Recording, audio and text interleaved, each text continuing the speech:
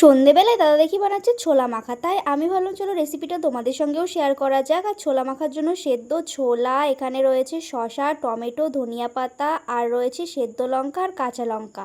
তারপর দেখি নিয়ে নিল আবার একটু গোলমরিচের গুঁড়ো। তো সমস্ত কিছু দিয়ে এটাকে ভালো করে মিক্স করছিল। আমি বললাম এর মধ্যে লবণ দিবি না, তো বললো কি লবণ নাকি ছোলা সেদ্ধ করার সময় দিয়ে দিয়েছিল।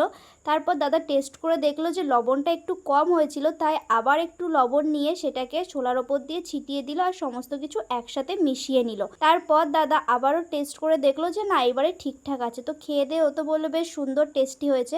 আর আমার দাদা এইসব এমনিতেও খুব ভালোই বানায়। আমিও আর বেশি দেরি না করে তাড়াতাড়ি করে 1 চামচ ছোলা গালে দিয়ে দিলাম। আর গালে দেওয়ার সাথে সাথে আমার প্রচণ্ড ঝাল লেগে গেছিলো, কারণ এটার মধ্যে সিদ্ধ লঙ্কা, কাঁচা লঙ্কা, গোলমরিচের গুঁড়ো সব দিয়েছিল। আর এত পরিমাণে ঝাল হয়েছিল যে খাওয়াই যাচ্ছিল না। আমি তো এই 2 চামচই খেয়েছিলাম, কিন্তু খেতে খুবই টেস্টি হয়েছিল। তোমরাও চাইলে এইভাবে বাড়িতে বানিয়ে খেতে পারো, খেতে দারুণ।